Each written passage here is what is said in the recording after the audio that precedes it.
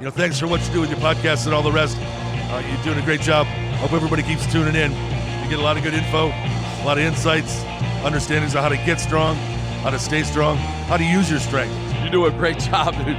You make things better than they are in real life, I think.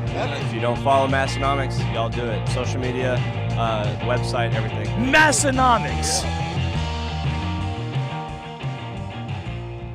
Welcome back to episode 203 of the Massenomics podcast. We are the lifting podcast about nothing. My name is Tanner. And my name is Tommy. Your favorite two Massenomics hosts are back. This is 203, I said? Is that right? 203. I think that's what you just said, yes. Okay. Once it gets over 200, it's hard to remember. I know, I just lose because its number is bigger than what I'm used to. I know. This episode is brought to you by Hybrid Performance Method. They're your one-stop shop for all things fitness and online coaching. Whether your goals are training-related, nutrition and body composition-related, or both, Hybrid has a program for you. With dedicated and experienced coaches in each strength and fitness discipline, you can rest assured that you're in the best hands possible. Make sure to use our discount code when you check them out. It's MASS, M-A-S-S, in all caps, and that'll save you 5% off any training or nutrition memberships for the life of your membership. Visit hybridperformancemethod.com. Today's show is also brought to you by Lifting Large. Lifting Large has set a new standard for customer service within the strength world. They have live website chat support and speedy email responses. Lifting Large is the home of the Ground Lock deadlift slipper, and they are always in stock and ready to ship. Massenomics listeners can save 20% on all Lifting Large branded products by using discount code MASS20 at checkout. Today's episode is also brought to you by Spud Inc. The goal of Spud Inc. straps is to make products that support sports performance and help everyone achieve their training goals. They make products that last forever, won't bust your budget, and most importantly, leave no doubt about success when everything is on the line. Check them out online at spud-inc.straps.com. Thank you to our sponsors. 203 brings us a lot of exciting topics. We've got new products in our store that we'll talk about, new trending hashtags on Instagram, new lifts to be discussed, new big lifts, and this week in the world of Massenomics, and new guests maybe. A new guest. We do have a guest coming up this episode.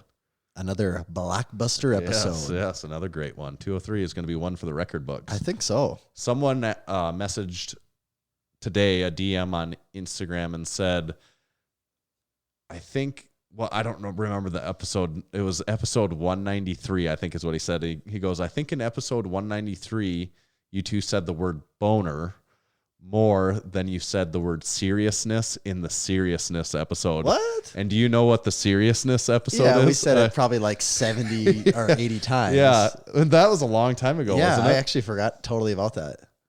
Yes. We didn't say boner that much. And I don't know I can't remember what we were saying boner about. I'm assuming it was probably talking about the Game Changers. That's what it was. Yes. Yeah. That's what it was. The Game Changers one. Yes. Just when I think of boners now, I think of the movie The Game Changers.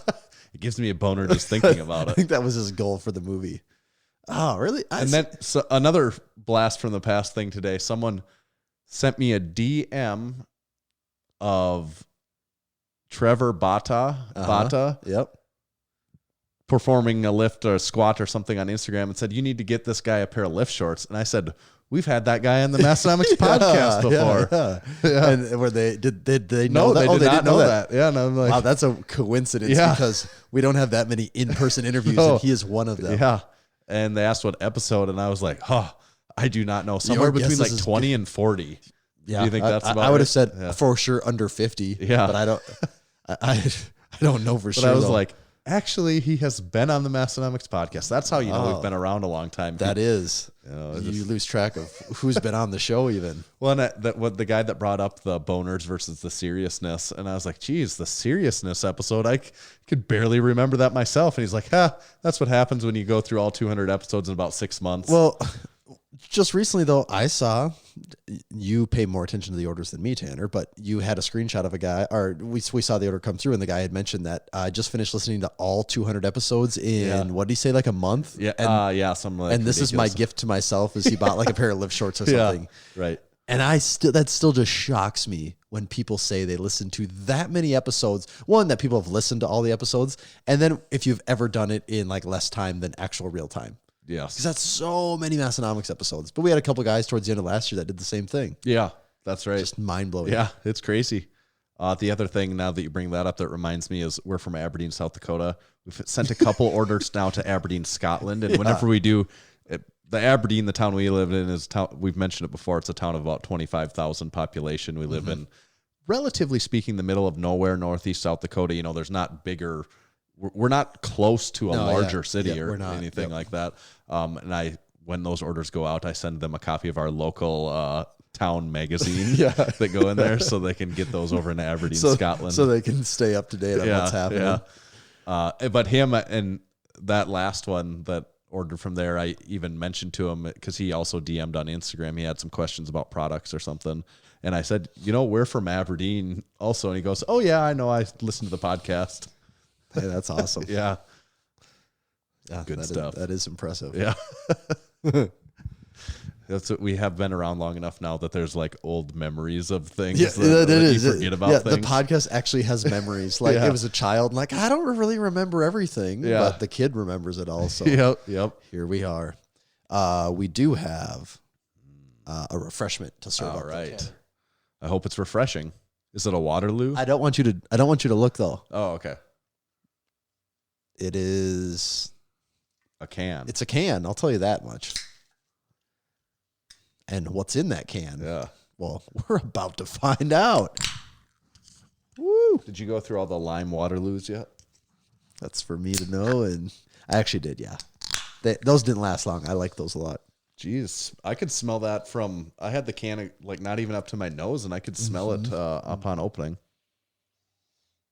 Very aromatic. And to be honest with you, I actually forgot what this flavor is called. I have a pretty solid guess in my head. I think I know what the flavor is called. I think you're going to get this one. The solid pop top, like I mentioned before, gives away the brand to me that this is a Buble sparkling. You are correct. Sparkling, and I just know you that. evolved to the point where you can sense it just by feel. By feel, I know the brand of sparkling water. Boy, it has a smell. It really does. What is that? It's a familiar smell to me, but it's like a smelly smell. It's one of those smells.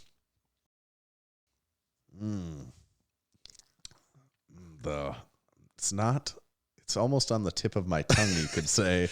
the flavor or the name of it's almost kind of like this isn't what I think, but like raspberry is the only thing that I can associate it to, but there's something different that's not it. I'm looking because I actually forgot what the name of the flavor was called. Is it like the name of a fruit in the flavor? I actually technically would have got this one wrong. Like even with you, because I forgot what it was. Like my wife bought these and I didn't even look. And I knew what the flavor tasted like, but I never actually knew what the name of it was. Just go with your gut. Don't overthink it. Yeah, I guess I'll just say raspberry, but I don't think it's quite right. And it is raspberry. I thought it was just straight up berry. Oh, which is almost the same thing. But all right, raspberry. God, Tanner, you got nice. This is almost 2 weeks in a row of you guessing right. This I just straight up got it right. I got it straight up exactly right. I don't know if I've ever done that where it's just really actually accurate. This actually might be the first one. It might be actually. Yeah. Do you like raspberries? I like the fruit a lot. I like the fruit. I enjoy the fruit more than I enjoy the fruit buble or the raspberry buble. But I like raspberries pretty well. Yeah, I would still pick like a lime over this. Any lime flavored sparkling water. How many JD Power and Associates This awards? one's probably a 3 or a 3.5 for me. Yeah, I'm going to give this one a 3.0 in the JD Power and Associates Awards category. I actually did. What website was I just on the other day? I in my job, I ran across an insane amount of websites, but I ran across a website and something in my brain went, wait, hold up. And I was already like off the page and I had to click back and go. And I'm like, they're using JD Power and Associates Awards as an achievement. And I can't even remember. Chevy. No. Yeah. I was looking at a Corvette. That's what no, I can't. It was like a thing that I didn't even know that award existed in that industry. And I don't remember what it was now. God, I wish. You know what is the podcast, the popular one with How I Built This? Isn't that what it is? With Guy Raz. Guy Raz, there you go. It was a sparkling water that they had on there that they had a discussion about natural flavors. Oh, as to what constitutes a natural flavor? Right. I've actually never even thought of that until you said it right now. I have to look quick of what the name of that is. You'll probably know it. Let me. Is it Monster Energy? No. It's Monster Energy. Gosh, what was the name of it? It was like, I can't see it right. I can't find it right now.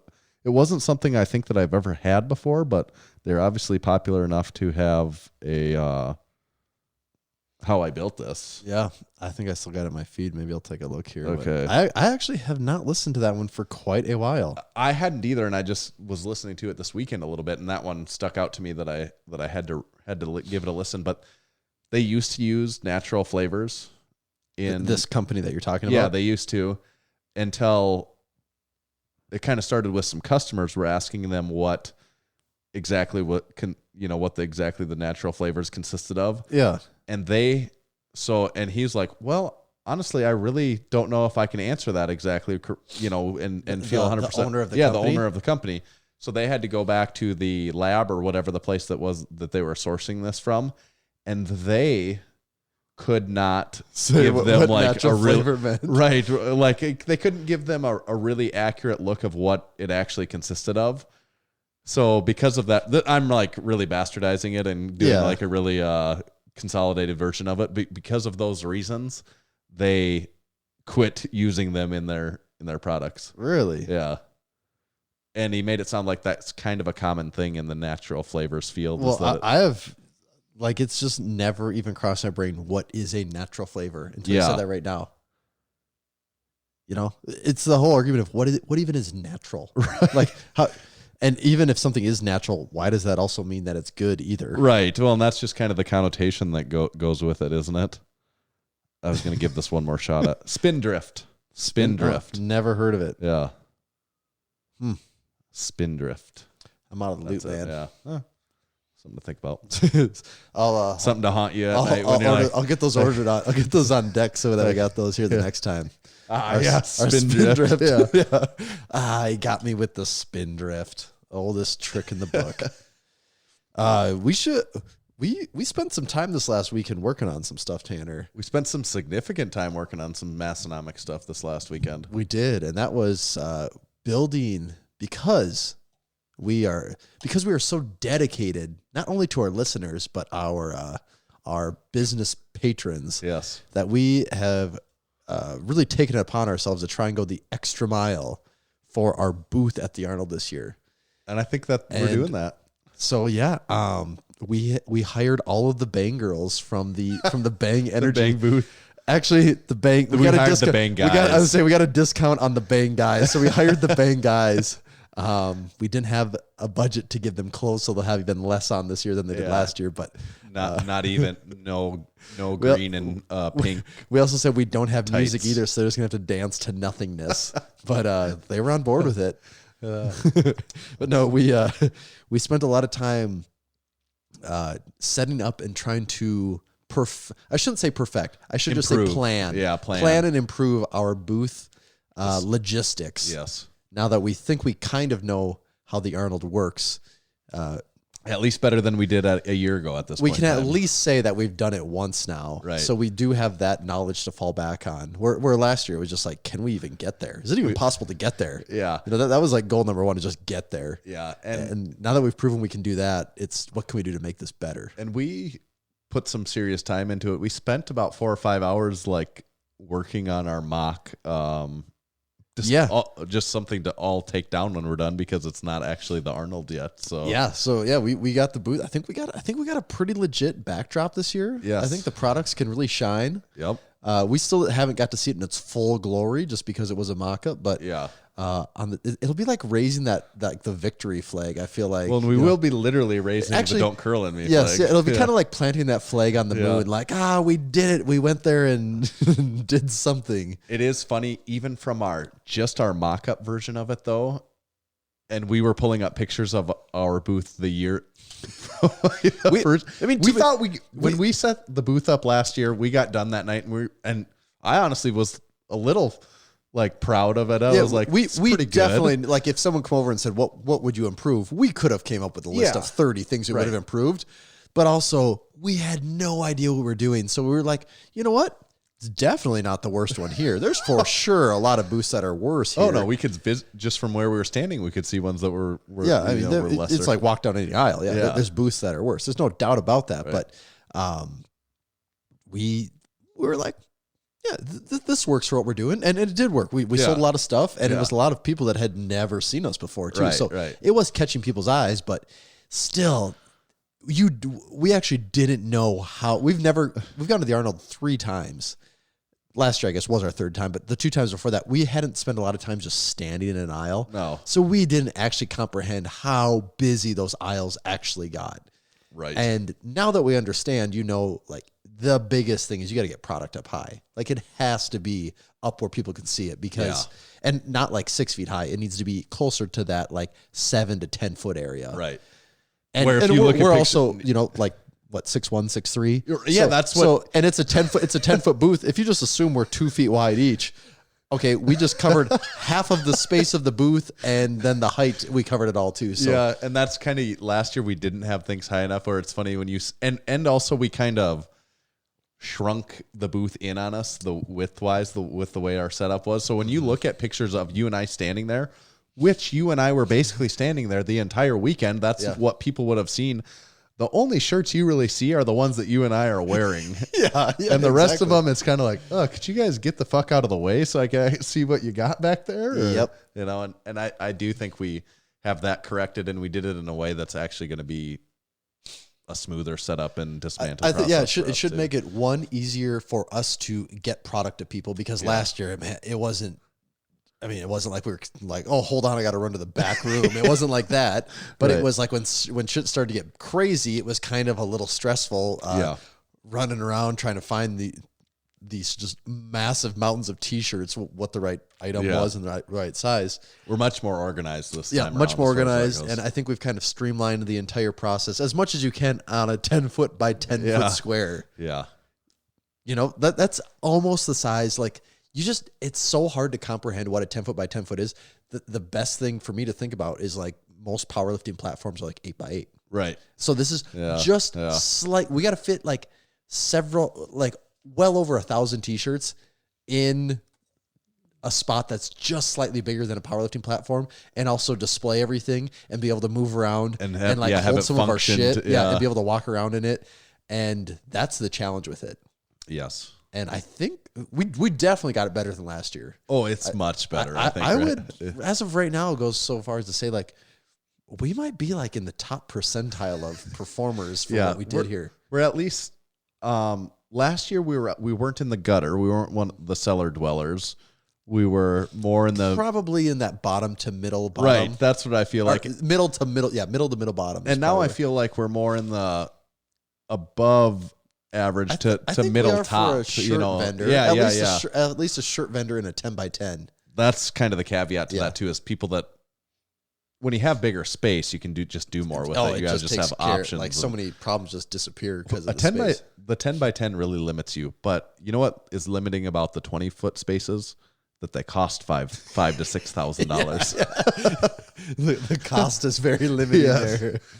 Yep. And that's where you like with this thing, the Arnold, this is kind of getting to the business side of things, but it costs a lot of money to go there. I mean, for us just to show up, we're thousands of dollars in. Yes. And we're cheap people, you know? We were just talking about that comparing to other companies that we talk to in the business, and we do it for less than what a lot of them do. I think. I would also argue we do it for less than almost anyone does. Yeah. For anyone that travels our distance, I don't know who is doing it for less than us that travels that drives 1,800 miles. Yeah. I don't know who else does it for And less. we've talked to a lot of other companies that are in the same space as us, selling shirts in the lifting world, and it's the same for it's kind of this thing where it's like, man, like the people getting into it for the first year, they start asking questions, and it's like just how we were last year. There's been some people asking us questions about advice too, and it's like as you start adding the stuff up, it's like really, and people want to know, it's like, did you make any money? Like that's the thing. Once you figure it out, it's like you start to ask, how did you make any money? Yes, You know? and that is the thing, because the Arnold is a significant investment for us to have, and then just how far away it is. We do have to take a week off of work. Yeah. And we're basically not even factoring in all those Yes, things yes. in the cost. And we have so, to like, just close our eyes on those things. And yes, and so we have pretend to that's be not a very thing. prepared, and we do have, like, this is a big investment, so we do have to, it is in our best interest to be over prepared and to try and think out everything we can, and that's what we're doing this year. And ideally, if we put on a good booth and we invest in a good booth experience to where people can see more and see our stuff, ideally we should be rewarded for that. And I think we're setting ourselves up to be. I think so too. I mean, it could just totally blow up on ourselves and people are like, nah, I'm over this. But I don't think that's the case yet. No, I think, I mean, it would be really weird if we didn't sell more dollar wise than we did last year. I mean, all we got to do is sell that second pair of lift shorts, right? Still waiting for that. And we are bringing a pair, so Yeah, a pair. So if you're the person, It's one just person expensive that to hire a full-time guard team around the clock for that. Speaking of that, though, we did come out with a more economical option for those that cannot afford the lift shorts that you've been saving, begging, borrowing, stealing, doing everything you can to get a pair of lift shorts and haven't figured out the way to do it yet. We solved the problem for you. The lift short sticker pack. $4.99 for 3 die cut premium stickers. These aren't your grandmother's scratch and sniff stickers. Although now that I think about it, I wish they were scratch and sniff. Yeah, that would get that be used pretty cool. gym short smell. It kind of reminds me of the business lesson. I forget how it goes, but they always talk about, like, when Steve Jobs with the iPhone, they said, like, you know, if Steve Jobs would have asked people what they wanted with the iPhone, they would have just wanted a phone with a bigger keyboard on it or something. But no, they didn't know what they wanted. Yeah, he gave them the iPhone. And, you know, if we would have just listened, we would have just made cheaper lift shorts. But people actually don't want cheaper lift shorts. They want a more they want a more expensive sticker is what they wanted. So they want a sticker that is expensive as far as stickers are concerned, but cheap as far as the shorts are concerned. Yeah, cheap in comparison to shorts, expensive as far. They want a more premium sticker experience. And so that's what we gave them.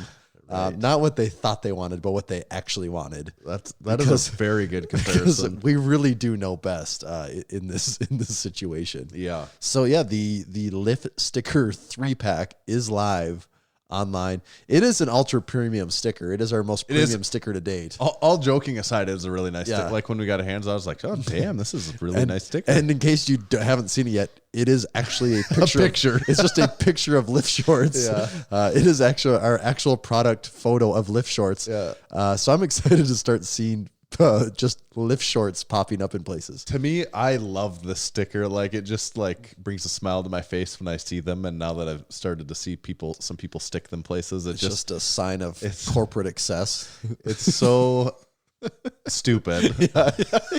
There was a lot of comments along those lines, like, you guys really did that. Like, didn't oh my you? God. Like that. Yep. But yet those people kind of want it, you know, at the same time. Lots of people do want it. So if you're at the Arnold, that's going to be a really great chance for you to get your hands on some of those. Mm-hmm. In our fancy booth. Yeah. Yes. A very fancy booth. We also, I guess we can mention this. We're not going to tell you, there's a secret surprise shirt coming out at the Arnold that you can't know about yet. Be. A brand new one. Mm-hmm. Same thing we always say, if you like what we've done before, you're probably going to like this one. Yep. I do think this one's really cool, though, too. I think it's got a really cool look to it. I think it's going to be a popular shirt for us. I think so. But we do have, at the Arnold, we're going to have drawstring bags available, too. Mm-hmm. So you can hold all that gear that you're running around with. Yes.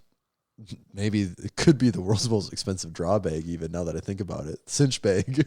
Well, it wouldn't be us if we didn't do it that way.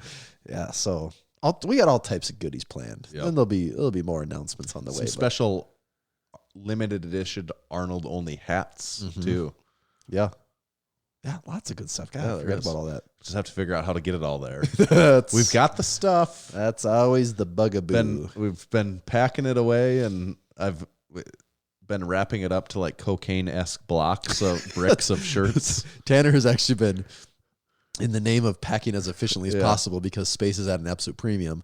Tanner has been cellophane wrapping Bricks of t-shirts. Yeah. And the other day when we were building the booth and I was just stacking bricks of bench shirts. I'm like, I feel like I'm moving drugs right now. You know? might as well be. might as well be, yeah. And boy, did it feel good. It does. Also, speaking of the Arnold, Thor is prepping for that. He is. And as part of his prep, he had a pretty gnarly deadlift session. Yeah, it was nar for sure. He did 1,058 for a single. Yeah. Which, and then didn't the week before that, didn't he do like 1,025 for a double? I think or something? 1,005 for a double. Maybe a week or two before, yeah. God, but someone made the comment that maybe that 1,050, this can't be right.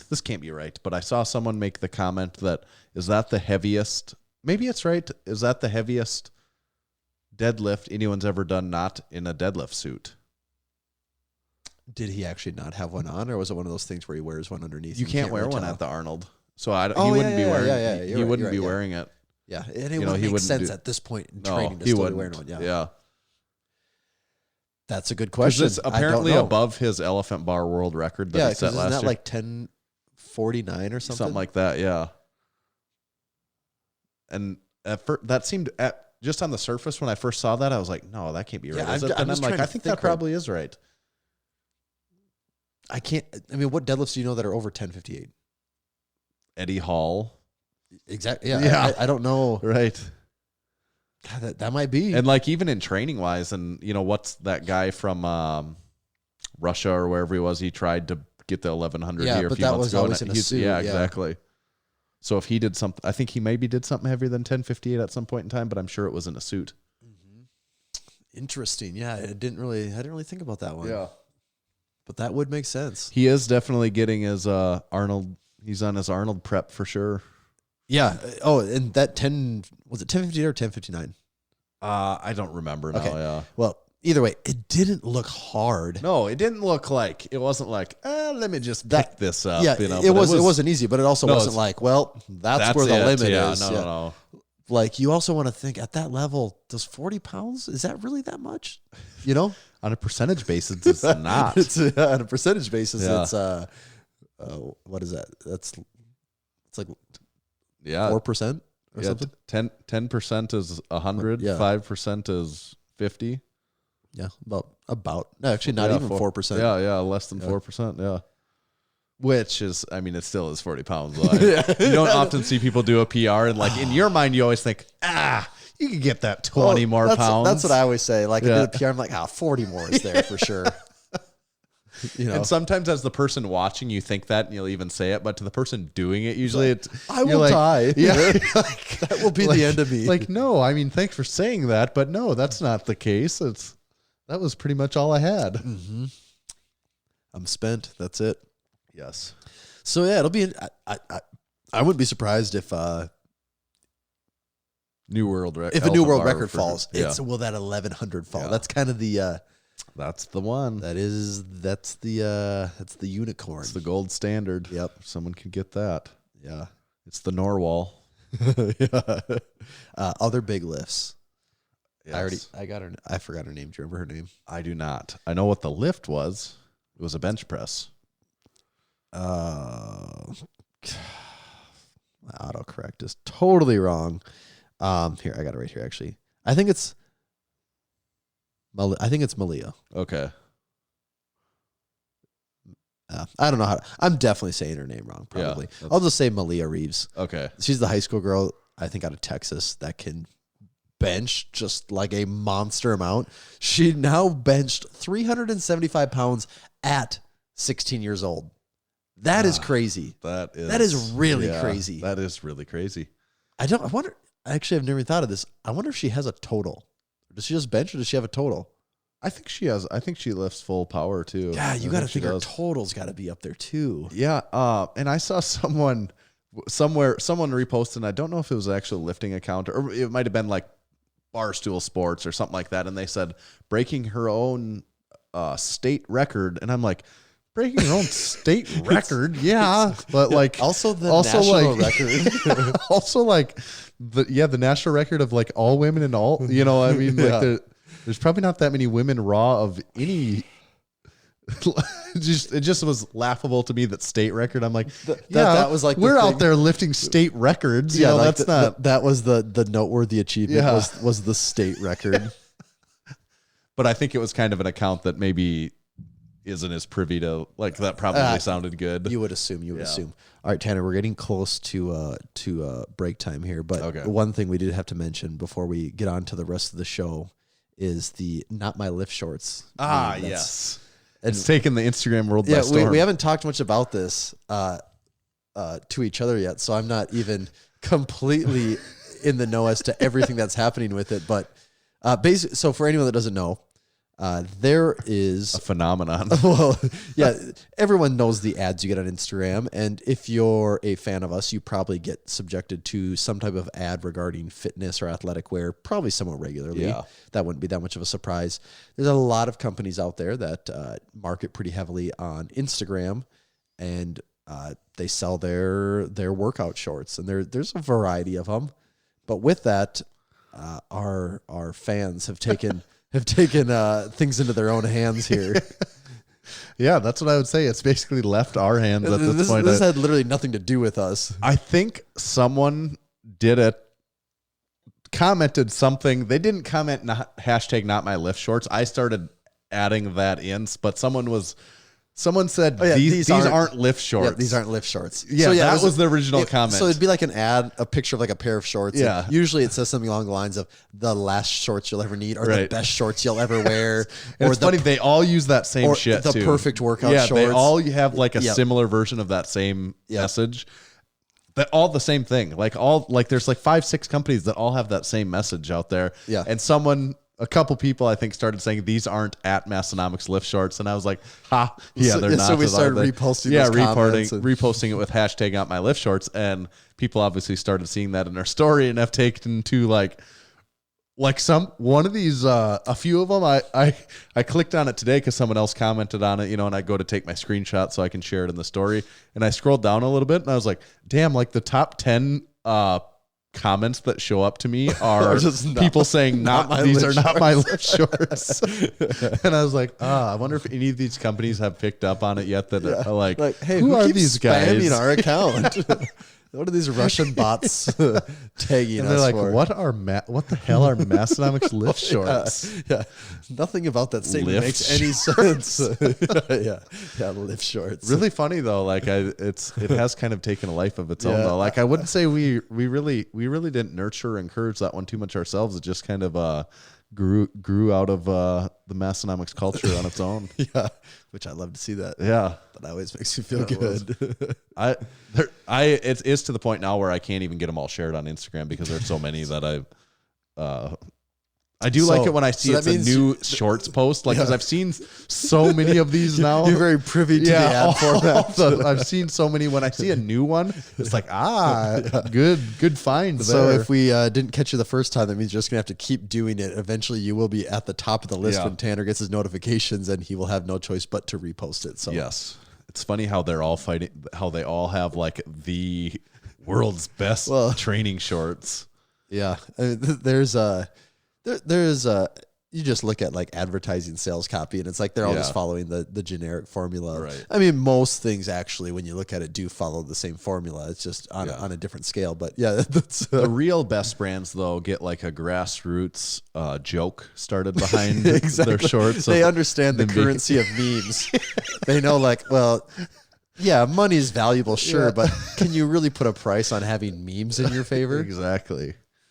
It's worked for us. Because you can't. No. It's priceless. But something that's not priceless are sponsorships. Oh, better. Oh. Too fast. Oh, there we go. Okay. There we go. Today's episode of the Massenomics podcast is brought to you by the Hybrid Performance Method. If you've been training without a coach and have been looking for a competitive edge, remember to check out hybridperformancemethod.com. Hybrid has 15 different strength and fitness programs covering everything from powerlifting and strongman to gymnastics and general fitness, all included in one training membership. That's not all. Hybrid also offers one-on-one personalized nutrition coaching that uses lifestyle habits and a flexible approach to shape your nutrition plan around your current lifestyle, instead of turning your lifestyle upside down in order to support unsustainable habits that only work in the short run the way most programs do. If you're ready to take your training, nutrition, or both to the next level, use code MASS in all caps for 5% off membership to all programs for the life of your membership. Today's show is also brought to you by Lifting Large. Lifting Large sets the new standard for customer service within the strength world. Get email responses in hours, not days.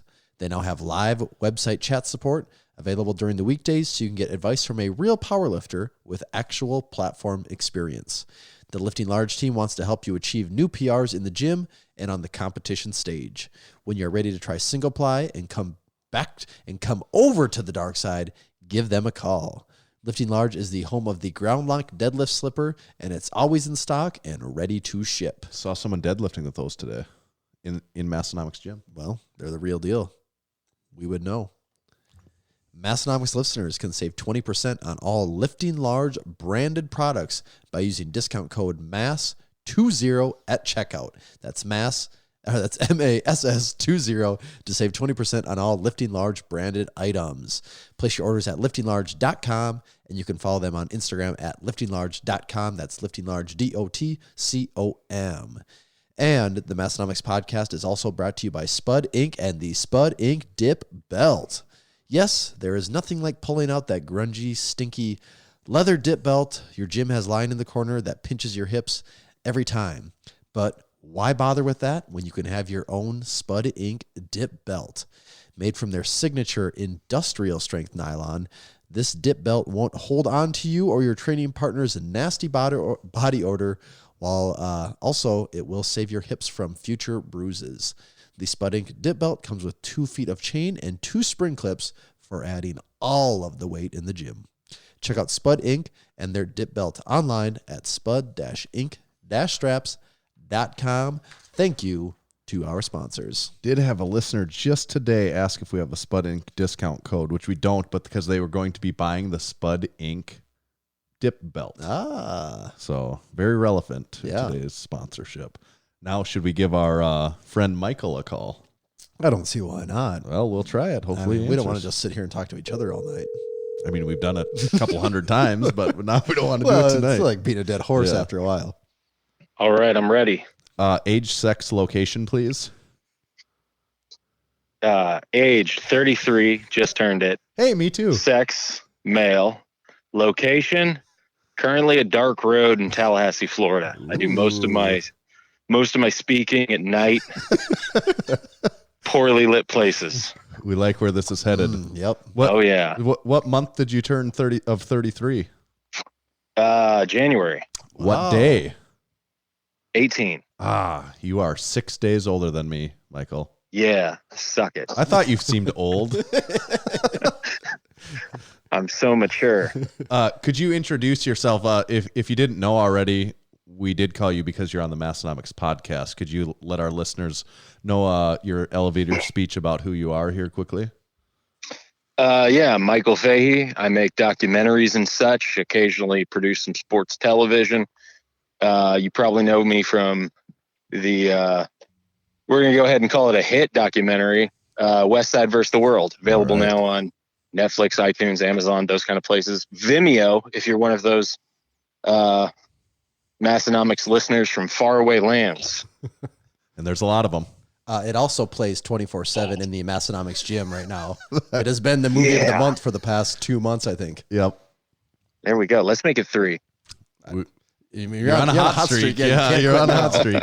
It literally has not. That is a fact. I think I put that on Instagram. You've probably seen it. It rolls continuously. The TV does not actually get shut off at all. If it does, people get a strong reprimand for shutting the television off. It stays on 24/7 with Westside versus the World on repeat. And it just loops. Yes, it does. All right. I'm claiming all those PRs. All about setting the mood. Yeah. So what y'all want? Well, we just wanted to catch up. It's been a while. That was it, actually. Thank you for coming on. We appreciate it. No, we were going to ask you a couple of questions that are kind of a la our style here. We're going to have you play a special overrated, underrated Michael Fahey version. But first, we just had a couple important general questions. You talked about Westside versus the world. That's of course something we wanted to talk about quick. And you did say, hit success, which to us it sure seems like it as far as lifting documentaries go. I don't think in our sphere there's anyone that you could bring it up and have them not know what it is, if not probably have seen it. But how do you think success-wise at this stage? I'm not sure how long it's been out. I'm sure you do. Where's the success at from what you expected? Has it exceeded expectations? What would you say? It's weird because number one, I'm in Tallahassee, Florida, and there's not a real big sort of powerlifting scene down here, at least not on my kind of side of town. No one at Publix, our superior grocer, no one there, has stopped me yet to say Westside versus the world, because I wear my hoodie just all the time. It's 77 degrees. I wore my hoodie today just in case. Got to rep the brand. Yeah, so I don't, if I go to Columbus or something, people will say something. But if I'm away from the world of powerlifting, it's hard to judge how far it's permeated that world. Right. But and I've been a part of movies before, that have been more successful. So I should kind of know how this works. But I don't. But it basically every time it kind of turned a corner, we dropped the trailer and then, literally the next day it had hundreds of thousands of views, and we happened to do it right before the Arnold. And I went to the Arnold and I'm walking around the expo and I could hear people everywhere talking about it. And I thought oh my God, this might be this just super huge mainstream thing. And it was just everywhere. And then, as is the internet now, suddenly it was just kind of gone. Mm-hmm. And then it would come out, and then the Kickstarter happens and it was boom, for 2 days. We were the number one project, number one film project in the world. And then boom, done. That attention no more span action kicks in. Yeah. Yeah. So I thought it would be kind of a smoother, a little more steady thing.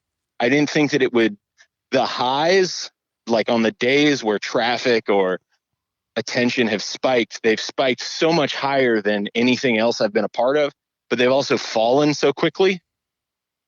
So I guess that's just how it makes its way through the powerlifting world, is it just infects everyone immediately and then it's gone like the flu until there's some new reason for people to look at it.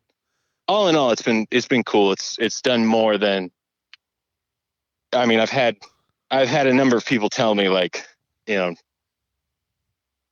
we didn't think it would do that. Yeah. So, do you think I kind of thought it would do roughly what it's done, but I'm usually a little optimistic and delusional in my projections. So it doesn't make it, so the highs are pretty high and maybe the lows are a little bit lower, but does it put you on personally an emotional roller coaster at all, where you're oh yeah, this is freaking awesome, and then the next day you're oh damn it, what, do you take it, does it go to a personal level on that sort of thing? Not really. Everyone around me gets really excited. And I rain on my own parade, and I'm yeah, but y'all don't realize this only means something if it continues for at least 3 more days. And I can already tell you it's not. So then when we debuted on Netflix, we debuted number 5 overall in the US. Wow. That's so pretty good though, right? That seems it was crazy. Yeah. We were ahead of and you're not Netflix originals. You don't and even stuff. talk about murder documentaries. It's not, it's a lifting documentary. Yeah. And we were not well, there's some, we could have gone more that way, but, so what, some stories are better left untold. Right. What even is the process of getting on? Was that part of the plan always to get on Netflix? Yeah, it's always part of the plan. But there's so many steps before then. You can get on Netflix basically like one of kind of two ways. You can get on as a Netflix original, where basically like Netflix cuts you a really big check. Yep. And you never sell it anywhere else, but you just get like, every 3 months or so you get nice money. And there it's obviously no surprise because they're funding the thing that it's on Netflix, but that wasn't the case for you guys. So how does it happen for you guys then? Yeah. Well, even beyond that, most of the time Netflix doesn't actually fund those things. It's really? People make them.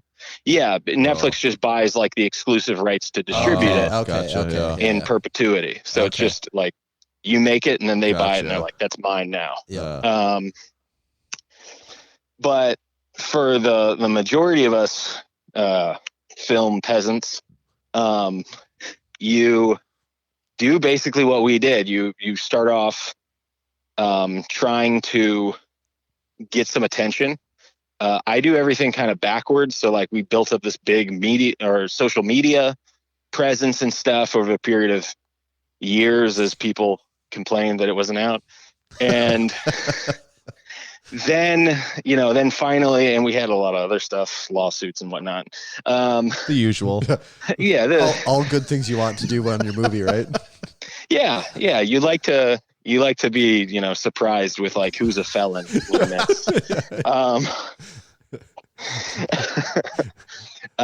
One day that'll be a doc. So we built the social media presence first, sort of by accident. And then when it was finally ready and we finally got a distributor and stuff, then they help us put it on iTunes and Amazon and all these, it's on like 140 different platforms around the world. I don't know. I have no sort of place in that. I filled out a bunch of legal forms and whatnot and made sure that everyone was credited correctly. And then I just kind of turn over a stack of stuff to our distributor. Okay. So it is really one of those things where it's like the distributor just kind of does the work and you give it your blessing and it goes. Yeah, pretty much. So then then you are just trying to get high in the charts. And again, like we went up for pre-order and within a day or two, we were like the number one documentary, I think, pre-order on like iTunes. Then we finally released on iTunes, and again for like a week we were the number 2 documentary because the fucking Peter Jackson released his World War I documentary 1 week early. And that had a budget of over $100 million in just marketing alone. Well, what was your budget, like 98 million? Yeah, we moneyballed it. That extra 2 million screwed us. Yeah. That's what it always comes down to. Yeah, but so for for about a week or so, basically, we were really high in the charts, and then the new stuff comes in the following week, and you slip a little. But we stayed high enough, long enough that we ended up on Netflix's radar. Gotcha. And pretty much the earliest you can get to Netflix, if you weren't an exclusive and you go through the process of like iTunes and Amazon and stuff, generally speaking, the earliest you can get on is about 90 days after your release. We were thinking it'll probably be like 120 or 150 just because it's a quarterly kind of thing. And instead we got on 92 days after. And no one ever emailed me or told me. I just woke up and I had a bunch of missed calls and texts from people in Australia. Because they got it. They had it. Yeah. And then, so that was the other thing was like, I didn't even know that it was coming out, and it wasn't even on Netflix's main menu. So when people finally did see it on Netflix, they had to actually like search it explicitly by name. Yeah.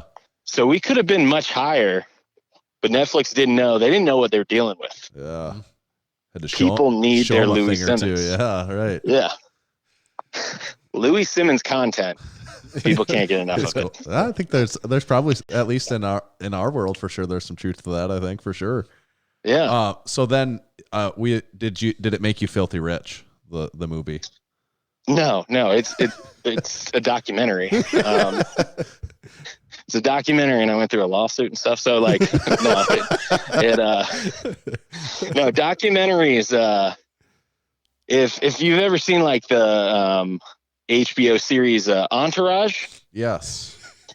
yeah, like lavish lifestyles and a jet setting. That's basically what you're like. Yeah. Yeah, weren't they a documentary film crew? Isn't that what they did? Yeah, well, yeah. What I was going to say is none of them made documentaries. So,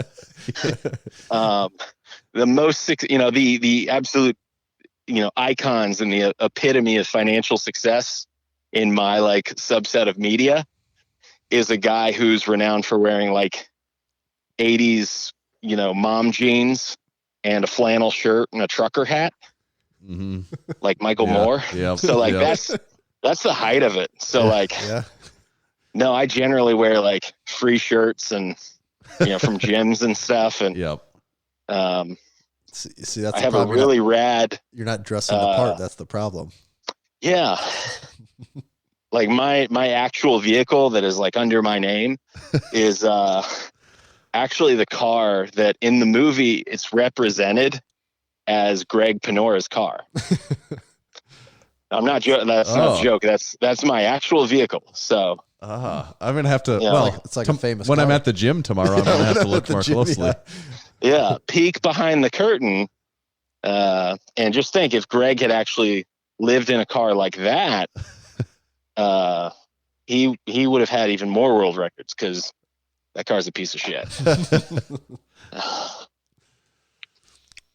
So yeah, that's how the sausage is made.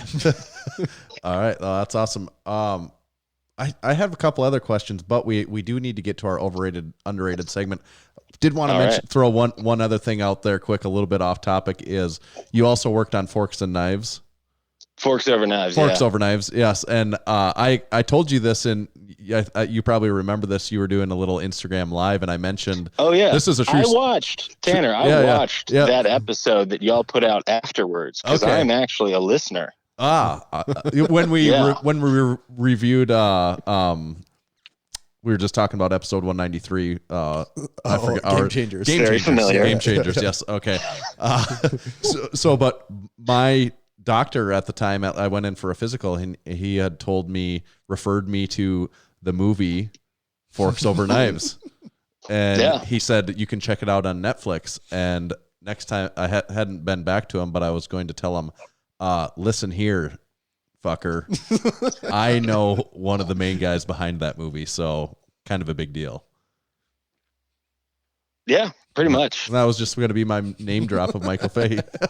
Yeah, that'll also get you discounts at like Costco. Good.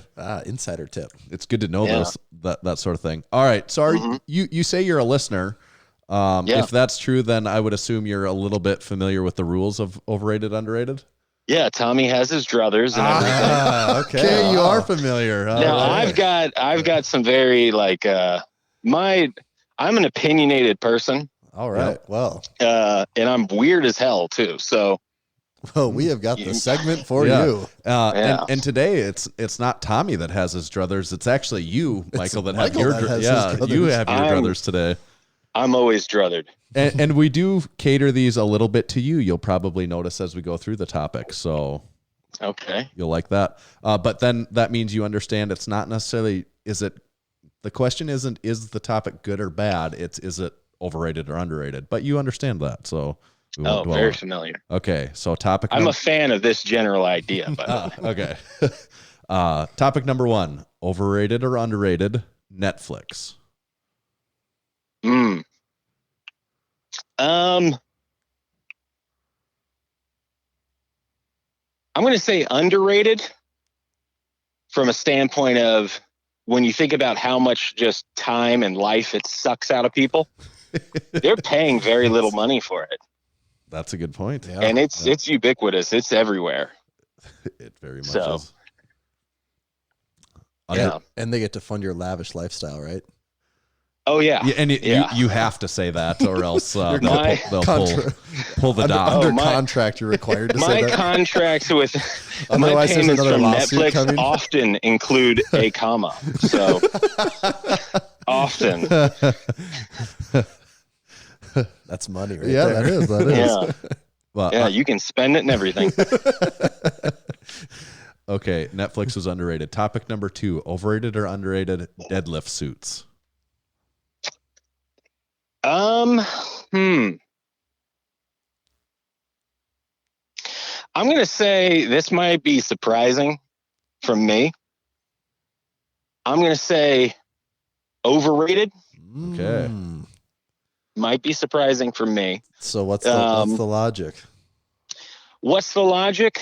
A deadlift suit isn't going to cover up if you have a bad deadlift. And of all of the gear and equipped accoutrement, it's it's the least carryover by far. Right. So Yep. you get a bench shirt, you get a squat suit. Those are both doing big things on your total. Deadlift suit, it's not pulling its weight really, That's right. which is ironic. You know what's funny? That is the extreme irony on the deadlift suit. You know what's funny about this, Michael, is before we did the podcast, we discussed what questions we wanted to ask you. This question, we discussed it and said those exact reasons and said, he'll probably say that. Yeah. And you so said, we actually picked that you would say the over exact, it. Yes. You said the exact thing that we thought you would say on that one. So we know you like a book. We know you better than you know you. Yeah. We've seen our fair share of Michael Fahey documentaries, so we kind of know what makes you We tick. know what's going on up there. Yeah. Overrated or underrated Kickstarter? Oh, definitely overrated. Really? Definitely overrated. Kickstarter is no fun. If you do not have to use it, don't. And they give you as a creator like very little, and by very little, I mean pretty much no support. So never ship posters. Deliver everything digital. Don't get involved with any felons or soon to be felons. People existing under someone else's identity, anything like that. Yeah, I have no plans to go back to a Kickstarter ever again. Okay. It was really cool. Kickstarter is one really valuable thing. It's not a good fundraising mechanism. Because everything ends up costing way more than it's supposed to. But it is a pretty good, or can be a pretty good advertising and marketing Right. That makes sense. mechanism. Yeah. But So yeah, it's definitely overrated. So just out of curiosity, like if you had to do, let's say you decide you're going to do another documentary like tomorrow, and you need to do some fundraising. Do you have like something in mind that you would do that would be better? Or is that just like an imperfect?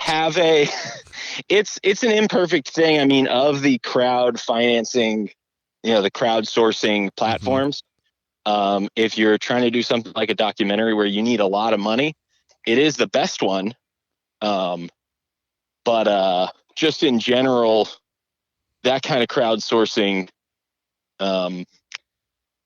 it becomes its own like full-time job, and it never. Of everyone I've ever talked to who's done one, no one has like a good story of like, hey, yeah, it went smoothly. I fulfilled everything easy and on time. Well, it was great. Did you ask Peter Jackson how he did his?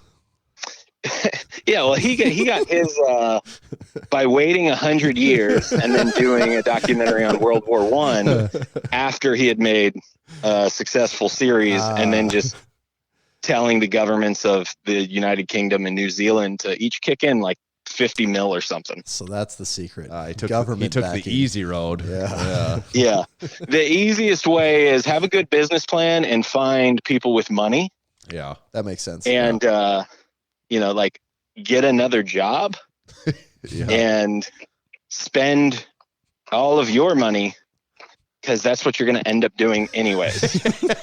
If you spend your money, like maybe your mom yells at you, maybe your girlfriend yells at you. Yeah. But you're going to end up spending your money. So just spend all your money Just get that out of the way right away. from the beginning. Yeah. Less heartache at the end. Then you can get to spending other people's money. Maybe. Well, yeah. That's and the people don't realize how much of their money actually just went to like the Kickstarter corporation, and that like no one understands how small the pizza is by the time online you get it. Payments work and all that. Yeah. I guess based on your answer, Tommy and I are going to have to figure out a new plan for funding the Lift Shorts 3.0 that we were planning on bringing out. Actually, just our whole Massenomics business plan is going to have to change now. Well, I think y'all are in luck because I heard, I'm not entirely sure if this is right. My dad just told it to me. But I heard that Michael Milken just got pardoned. Oh, who's one of the all-time great financial criminals. Oh, okay. So he's a free agent now. So maybe we should call him next week. Yeah, he can connect you with the right the right account and routing numbers. Yeah. Yeah. He's a top-notch swindler. All right, we'll put him on the list. All right. Then. Okay, so Michael, your last overrated or underrated topic this week, the Oscars. The Oscars. I'm going to go overrated. Because you weren't nominated this year. This year, 2011 or 2012, whatever. No, I'm going to go overrated because I know people who vote on the Oscars and stuff. No one's watching all the movies. Mm-hmm. Yeah. They're just marking down whatever, they're familiar with for the most part. And it's extremely political. Yeah. Did you watch the Oscars this year? I think I did watch it. It's also just like, it's kind of a boring show. To me, okay, I've maybe I just haven't paid enough attention in years past, but in my opinion, it felt like there was 10 movies that had the potential to win awards this year. Like it seemed like every category was the same 6 movies or whatever that is. Well, I felt like the exact opposite way. Really? And every year, basically, I'll usually write down, when I lived in LA and, all my friends were in the film industry and stuff. Most of them, like myself, of lesser or middling success. Every year when we would watch, we would like bet money and, you'd put in all your picks and then we'd grade and see who did what at the end. And this year, I just did it like against me, just as out of a habit thing. But the only movie or the only award that I did not correctly guess was Best Picture. Uh-huh. And now normally I might miss like 4 or 5. And so it was just like right up until literally the very last one, I was like, this has been so predictable. And, even down to like what my category would be, American Factory, like the best doc, which was produced by the Obamas, and Netflix. Yeah, it was the Netflix original produced by the Obamas. Thanks, Obama. Yeah. And oddly enough, it was another movie that was against us in the Cleveland International Film Festival. We were actually up like in an award category against 6 films. Okay. And we were up against Laura Dern, who won an Oscar, and American Factory, which won an Oscar. So I don't know what that means, but it means you need to win an Oscar if you want to compete, I think. Yeah. Yeah. I think it means I'm owed one, but that's right. It or at least like they could fly me out or just nominate me. So were you a fan of Parasite? I haven't seen Parasite. Oh, that's the other thing is I haven't seen Parasite. I haven't either. I've heard great things.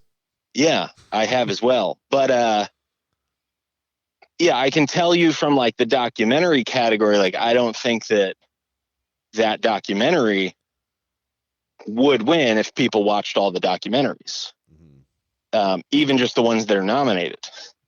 And I felt like even in the acceptance speech, like they're kind of like winking and nodding to the fact that like, yeah, y'all just voted for us because of Barack.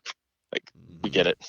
You know, like you've heard about us. We came up on the main menu on Netflix. You didn't watch, but you scrolled past enough times to know, like, Yeah. oh yeah, that's supposed to be good. Yeah, you scrolled past us it comes 30 highly times recommended. Yeah, Right. Yeah, the algorithm is very high on that one. mm-hmm. Yep. But yeah, I mean, it's just like the Grammys or any other kind of, you know, large body like that, where it's like it's mostly really old white people who are voting on a bunch of stuff that's not made for them, Mm-hmm. that they haven't seen. And they don't get, and it's just Yeah, and it's, you know, it's whatever. If they invite me, I'll go.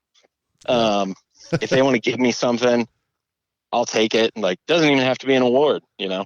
Could you thank us if you ever receive an award? Would that be possible? Definitely. Yeah. like It'll be like you. like an Instagram and shout out, and Yeah, it'll be me holding it up, and then just the first paragraph will just be Massenomics. All Massenomics related. Okay, Yeah. so you did say overrated. Congratulations. overrated. You utilized your druthers very well in today's overrated, underrated. So well, in fact, that you will be awarded one JD Power and Associates award. So you did win something this year. Oh, they give those things out like candy, though. We don't necessarily. Well, yeah. Like, this is a Massenomics I guess. JD Power. We're one of the associates in just this. just one of the associates. There's I've never thousands thought by about last that. count. Yeah. Have y'all looked up like who the associates are? And We've talked what that about it. means. We've talked about it. That Matt kind Vincent of like brought it up the last time. that kind of too, ruins the mystery. You know, you peel back the curtain too much, and you never want to meet your heroes. Is what they We're say. in a really good place Yeah. with it right now. We don't want to know any more than we we know already just do. enough to know that there's Just a guy, enough to be that there's dangerous. Mr. JD and his associates What if they're all just strip clubs? and Chevy, just strip clubs and Chevy. It's all it consists Yeah. of. It's all Chevys. I kind of actually Top like how that brass, sounds. yeah. It's just strip clubs and Chevy. That's a great award Yeah. category. I like the idea that that's where they're deciding all of these. In the strip clubs. There it is. Yeah. With all the Chevy CEO, CFO, operations Yeah, officer, and and everything. the strippers at that point are more like an annoyance, and the lighting isn't good for it either. You know, they're trying to fill out a lot of paperwork. Well, no, they don't just. I mean, there's a lot of DJs are paperwork distraction. involved in the Yeah. JD Power. Oh, and it's Associate definitely Award. paper. Like there's no electronic. It's all paper. Yeah. Yeah. Yeah, I'd also just that award is like a block with like a weird caliper thing on it, right? Yeah. Yeah. Yes. Do we know what's going? What are they measuring? Success, I think. Yes. That is right. Actual success is being measured. And it's really measurable. It's not. Yeah. All right. Now we're at the portion where we'd ask if there's anything particular you want to talk about, what you're working on next, and also make sure you get in there your Instagram handle and anywhere and everywhere that people should be checking you and your films out. Yeah, well, check out the films on Netflix. Again, Forks Over Knives has had its run. It's still on Netflix. It's been there for almost a decade, but they don't pay me anymore, so don't worry about that one. Westside versus the World. Play that, recommend it, rate it like 5 stars or whatever. However they do the ratings. Is it thumbs up, thumbs down? I don't know. I always forget how that part goes on Netflix. I don't maybe they participate changed in it. that I don't one know. usually. I've never done. I didn't even know you could do that. I'll do it for Westside versus the World. That'll be my There first you one. go. Yeah. But give it a positive rating or whatever. Tell your friends about it. Turn it on your spouse's TV and then just leave. Again, if you don't have it on Netflix where you are, you don't have Netflix, iTunes, Amazon, Vimeo.com. If you are, again, one of those listeners from foreign lands. Mhm. And other stuff. I'm going to be at the Arnold Awesome. coming up. I'm going to be out there with the WPO. I'm going to be out there with my film crew because already working on the next one. So come see me there. Come watch the world's best equipped lifting there. Do you know See where if it's Dave at? Hoff will do it again. Where it's at? It is kind in of. rooms A110 through A115. So it's in if you come in the down- main building. It's in the Yeah. right. Perfect. If you come down those escalators right by where you buy the tickets or whatever, or enter the expo. Yep. It's like the first big. It'll be open facing the expo. The XPC will be there on the days after it. Okay. So WPO's Thursday and Friday. Women then men. Go check out the WPO Super Finals on YouTube. You can watch the whole damn thing. I watched that Like- on YouTube. Yeah. You and roughly 40,000 other people on YouTube and another 30 or 40,000 on ESPN3, making it one of the most watched meets in the world last year. Quite a cool little feat for a multiply. For sure. Yeah. And look out for some more stuff with ESPN coming up throughout the rest of the year with me. Maybe something in the late summer, and I think definitely something in October.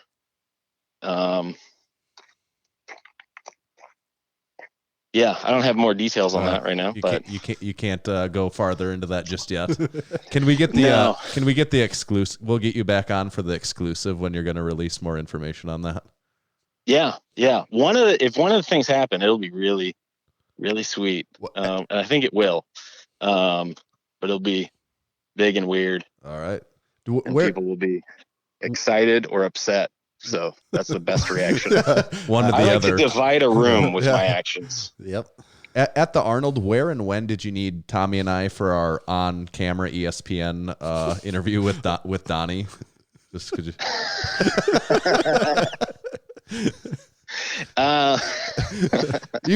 We'll Yeah. talk about that offline. We'll talk about the We specifics don't of the want contract everyone and everything too. crowding around while we're Yeah, there. yeah. Yeah, well, I was going to say that the venue actually failed its ESPN inspection, so that's the reason I'm not saying come check us out on ESPN3 Gotcha. on those days. Yeah.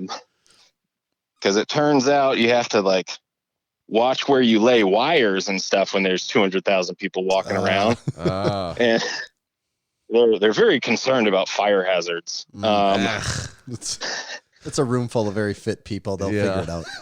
Yeah. It's what do you call the like intense electrostem? Do you know what I'm talking about? Like the machines you put on your muscles. Compex.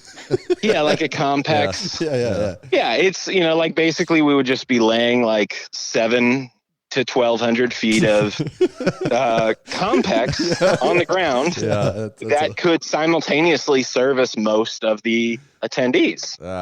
Yes. And that was deemed unsafe for some reason. That's understandable. Yeah. We will hopefully catch you there at some point in time, though. We'll be tied to our booth most of the time, but we'll be there Thursday setting up, so maybe we'll get a chance there to pop over then and see you at some point. All right. If not, I'll find you. All right. Ooh, you know where to find us. I do. And it won't be at the booth. It won't be in a public place. But I'll find you. That's what I meant. I was winking. You probably couldn't see me winking when I said you know where to find us. Yeah. All right. You'll feel my breath on your neck and you'll know. Oh, was that Michael? Did you feel that? That felt like Michael's breath. Yep. All right. All right, man. All right. Thanks for thanks a lot. chatting with us. We'll catch up with you then. Yeah. Follow at Westside Film on IG. Right on. All right. All right. See Thanks, ya. man. Thanks. Bye. Yeah, I forget that's actually a phone call on my phone here. Yeah, we're all Yeah. talking on the old phone machine. Yeah. So Wow. that was cool. Michael Fahey of Westside versus the World fame. We know all the insider That's good to secrets hear. of the That's film that's industry fun now. to. I really enjoy hearing some about that behind the scenes film stuff. To me, that's the really exciting stuff. Or That the really is. cool part because you don't really know how any of that usually Like works. it's cool that it's related to powerlifting and everything, Yeah. of course. But like, it's just cool in the space of like what it's like for documentaries getting on Netflix. Yes, we all and watch I- them. Yeah, I know. It's You like know? there's so many movies on there, but how do they get on there? Yeah, right. I haven't taken the time to Google it, obviously. Well, why would we Because Google it who when has we can the just ti- call Michael on our who podcast? has the time to do that when you can just talk to someone about it like Right. we do? So, yeah, I guess I kind of learned something. That is cool. And he has something coming up later this year, possibly 2 things. So, And that was news to us as well. Do you think it's a Louis Simmons Forks Over Knives collabo? You know, he didn't say that it's not a Massenomics documentary. You do have a point. He didn't say that that's not what it is. Yep. So It's actually maybe we know they're gonna about it, film- and we just can't they're going to tell film it one yet of those either. episodes of American Greed about Massenomics. Or it's maybe an episode of Hoarders, and they just come in and look in my basement at all the shirts, and they're like, "Sir, you have a problem. This man's addicted to putting shirts on Bring in shelves. those green dump trucks, that, like the Oh, God, there's biohazard." rats in here. Yep. Oh, he's stashing a boy down here, too. Like, that's my son. Last week's overrated, underrated topics with last week's special guest, Jake Boley of Barbend. Mm-hmm. Topic number 1 was true form runners. I believe he said overrated. Jake said overrated. People said 61% overrated. That doesn't surprise me that our crowd would be against cardio. Yeah, very true. But still not, it wasn't like a 90%er. Because I think there's some respect for those as far as treadmills go. Yep. Flannel shirts, Jake said underrated. 71% underrated. Also does not surprise me either. Use an actual photo of, this is a before photo for Jake, for weight loss transformation. Overrated or underrated New York City, Jake He said overrated. People 85% overrated. That's one of those things that's like, well, I chose to live somewhere else, so I'm saying that place is Yes, overrated. exactly. You know, I would be shocked if it was not that Right. not that result. Instagram fitness challenges. He rode the line on that a little bit, but I think he ultimately said underrated. I do believe yes. Okay, and the people voted 80% overrated. Doesn't surprise me either that people would say that, because honestly, it's something that it's a minority of people. Even when they go very popular, it's still a minority of people participating in them. Very small people participating. Yeah. And if you're someone that's never going to participate in them, you're probably a hater. I got a topic here. We'll save it for next episode. We've gone too long. Just kind of have here. Just the teaser is there's a lifter, a USAPL lifter we've never talked about before. Interesting in a number of ways. This is a junior USAPL lifter that we have to talk about. Oh, wow. Okay. that requires our attention now. We also have to get them in Massenomics apparel. Yeah. Now I completely forgot about it. Just saw it now as I was looking at those topics from last weekend. Okay. That will be our teaser for episode I'm interested. 204. Yeah. I'm interested, man. Yeah. All right. Well, otherwise, shall we wrap this sucker up. We better hear again from our sponsors for this week's episode. This episode is brought to you by Hybrid Performance Method. They're your one-stop shop for all things fitness and online coaching.